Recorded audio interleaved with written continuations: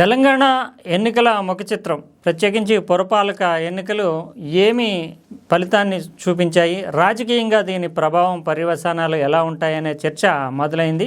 ప్రధానంగా ఇది రేవంత్ రెడ్డికి సంబంధించినటువంటి అంశంలో అతను రాజకీయంగా మరోసారి నిలదొక్కుకోవడానికి మరింత బలపడడానికి దోహదం చేసిందనే విశ్లేషణలు వెలువడుతున్నాయి. ఢిల్లీ స్థాయిలో కానీ రాష్ట్రంలో ఉండేటటువంటి కాంగ్రెస్ నాయకుల్లో కానీ ఒకే ఒక్కడు అన్నట్లుగా ఒక రిస్క్ చేస్తే రిజల్ట్ వస్తుంది అనే దానికి నిదర్శనగా ఈ ఎన్నికల్ని పరిశీలకులు భావిస్తూ ఉన్నారు. ఎందుకంటే ప్రధానమంత్రి నరేంద్ర మోడీ అనేక అంశాల్లో రాష్ట్రాల శాసనసభల ఎన్నికలు కావచ్చు, లేదంటే ఉప ఎన్నికలు కావచ్చు, ప్రతి ఎన్నికని ప్రతిష్టాత్మకంగా తీసుకుంటూ తనకి సంబంధించినటువంటి రాజకీయ భవిష్యత్తుతో ముడిపడి ఉంది అన్నంత తీవ్రంగా పోరాటం సాగించడం అనేటటువంటిది మనము ప్రధానమంత్రి నరేంద్ర మోడీలో చూస్తాం.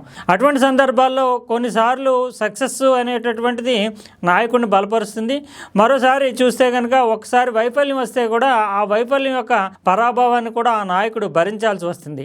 ఆ రిస్క్ టేకింగ్ అనేటటువంటిది రెండు వైపులా పొదనున్నటువంటి కత్తిలా ఉంటుంది. అటువంటి స్థితిలో రేవంత్ రెడ్డి నిజానికి కాంగ్రెస్ పార్టీలో చూస్తే కనుక ఆయన జూనియర్ నాయకుడు అయినప్పటికీ అనేక ఈక్వేషన్స్ కలిసి వచ్చి ఆయన ముఖ్యమంత్రి స్థానాన్ని చేజిక్కించుకోగలిగాడు.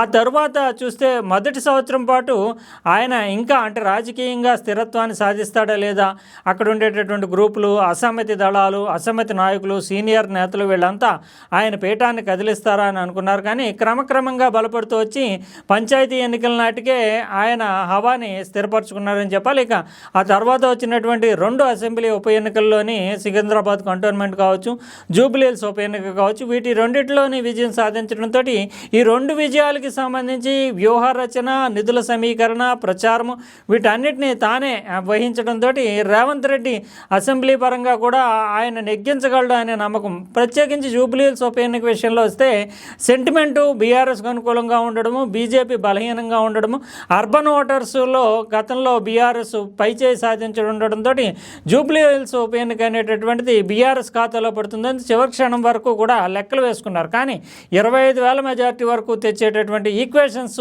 మైనారిటీ ఈక్వేషన్స్ కావచ్చు, అజారుద్దీన్ మంత్రివర్గంలో చేర్చుకోవడం కావచ్చు, తానే మొత్తం ప్రచారం అంతా నిర్వహించడం కావచ్చు, సినీ కార్మికులకు సంబంధించినటువంటి అనేక హామీలతో దాదాపు 35-40 వేల ఓట్లు ఉండేటటువంటి ఆ వర్గాన్ని ఆకట్టుకోవడం కావచ్చు, చివరి దశలో ఫలితాన్ని తారుమారు చేయగలిగినటువంటి శక్తి సామర్థ్యాలని రేవంత్ రెడ్డి ప్రదర్శించడంతో అప్పటి నుంచి మంచి మార్కులు పడుతూ వచ్చే పంచాయతీ ఎన్నికల తర్వాత పంచాయతీల్లో కూడా పార్టీ రహితమైనటువంటి ఎన్నికలైనప్పటికీ కాంగ్రెస్ అంటూ ఆ పేరుతోటి పోటీ చేసినటువంటి వాళ్ళే ఎక్కువ మంది కలవటం. ఇప్పుడు చూస్తే కనుక పురపాలక ఎన్నికల్లో 116 మున్సిపాలిటీల్లో దాదాపు 66 చోట్ల స్పష్టమైనటువంటి ఆధిక్యత ఉండడం, మరో 30 నియోజకవర్గాల పైచీలకే ఖచ్చితంగా హంగులోకి సంబంధించి కానీ లేదంటే ఇతర వర్గాల స్వతంత్రుల మద్దతుతో కానీ 100 మార్కు వరకు కొట్టేటటువంటి అవకాశాలు కాంగ్రెస్కు ఉండడం అనేటటువంటిది రేవంత్ రెడ్డికి సంబంధించి వ్యక్తిగతంగా ఆయన ప్రతిష్టని ఇనుమడింపజేసేదే.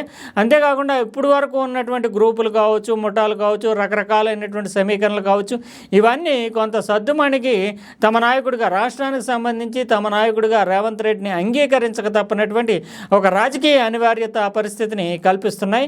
ప్రత్యేకించి అధిష్టానం వద్ద మంచి మార్కులు తెచ్చుకోవడానికి, అంటే తన మాట నెగ్గించుకోవడానికి కానీ, తాను అనుకున్నట్లుగా మంత్రివర్గాల్లో కావచ్చు, పదవులు కావచ్చు పంపిణీ చేయడానికి కానీ, కాంగ్రెస్ పార్టీ మీద పార్టీపరమైనటువంటి ఆధిక్యాన్ని రాష్ట్రంలో చూపించడానికి కానీ ఇది రేవంత్ రెడ్డికి కలిసి వచ్చినటువంటి అవకాశంగానే చెప్పాల్సి ఉంటుంది. ముఖ్యంగా వైఎస్ రాజశేఖర రెడ్డి తర్వాత ఇంతటి బలంగా నాయకుడు కాంగ్రెస్లో ఉండడం అనేటటువంటిది చాలా అడ్వాంటేజెస్గా రేవంత్ రెడ్డి మార్చుకుంటున్నాడు. అందులోని పెద్ద రాష్ట్రాల విషయానికి వస్తే కనుక కర్ణాటక, తెలంగాణ రెండు రాష్ట్రాల్లో మాత్రమే కాంగ్రెస్ అధికారంలో ఉంది. ఇక తెలంగాణకు సంబంధించి చూస్తే కనుక సింగిల్ లీడర్గా రేవంత్ రెడ్డి ఆవిర్భవిస్తుంటే కర్ణాటకలో ఉన్నప్పటికీ కూడా ఇద్దరు బలమైనటువంటి నాయకులు కూడా పోటాపోటీ వాతావరణము డీకే శివకుమార్ కావచ్చు, సిద్ధరామయ్య కావచ్చు ఉన్నారు. ఇక్కడ మాత్రం కర్ణాటక పరిస్థితి లేకుండా రాజకీయ స్థిరత్వాన్ని, ప్రభుత్వ సుస్థిరతని సాధించే విధంగా అడుగులు ముందుకు పడడం అనేది కాంగ్రెస్ హైకమాండ్ కూడా కొంత ఆనందాన్ని ఇచ్చేటటువంటి విషయం. అందువల్ల భవిష్యత్తులో నిర్ణయాల్లో రేవంత్ రెడ్డికి మరింత స్వేచ్ఛ, ఫ్రీడము వస్తుందనే మనం చెప్పాలి. ఇప్పుడు వచ్చినటువంటి రిజల్ట్స్ ఓవరాల్గా చూస్తే 2-3 చోట్ల, అంటే ప్రత్యేకించి కరీంనగర్లో ఫామ్ చేసేటటువంటి అవకాశం లేదు. మిగిలిన చోట్ల అన్ని చోట్ల కూడా కార్పొరేషన్ల పరంగా చూస్తే 3 చోట్ల స్పష్టమైనటువంటి ఆధిక్యత, మిగిలిన చోట్ల అటు ఇటుగా మార్చుకుంటూ కాంగ్రెస్ పార్టీ కార్పొరేషన్లో జెండా ఎగరవేయడం కావచ్చు. తర్వాత వచ్చినటువంటి 66కు తోడుగా మరో 30-40 మున్సిపాలిటీలు దగ్గరలోనే సాధించేటటువంటి అవకాశం ఉండడం కావచ్చు. ప్రత్యేకించి అసెంబ్లీ నియోజకవర్గాలతో కూడా దీన్ని పొంతన చేసి పోల్చి బేరీజ్ వేసి చూస్తున్నారు.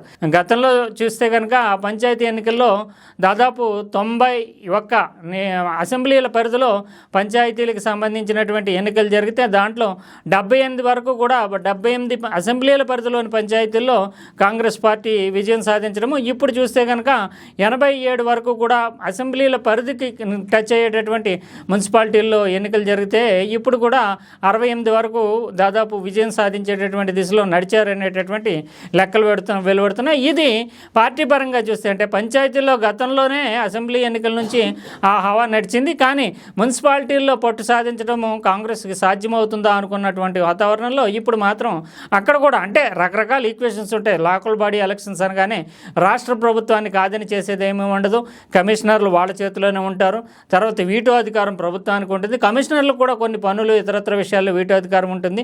అందువల్ల ఆ రాష్ట్ర ప్రభుత్వానికి అనుకూలమైనటువంటి రిజల్ట్ వస్తుంది సాధారణంగా. కానీ కాంగ్రెస్ పార్టీ జాతీయ పార్టీ కావడం వల్ల ఆ లోకల్ బాడీస్లోకి సంబంధించి కూడా అనేక గ్రూపులు ఉంటూ ఆత్మహత్యలు చేసుకునేటటువంటి పరిస్థితి, అంటే తిరుగుబాట్లు, వెన్నుపోట్లు, అసంతృప్తులు ఇవన్నీ ఉంటాయి. అవన్నీ ఉన్నప్పటికీ కూడా ఒక స్పష్టమైనటువంటి ఆధిక్యతని సాధించే దిశలో ఆ పార్టీ గెలవడం, నిలవడం అనేటటువంటి దాని వెనుక వ్యూహరచన కావచ్చు, నిధుల సమీకరణ కావచ్చు, నాయకులకు సంబంధించి స్పష్టమైనటువంటి సంకేతాలు, సందేశాలు ఇవ్వడం కావచ్చు. అంతేకాకుండా రిస్క్, ఇది గెలుపు అయినా ఓటమైనా తనదే అన్నంత భారీగా రిస్క్ చేయడం అనేటటువంటిది రేవంత్కి కలిసి వచ్చిందనే మనం చెప్పాలి.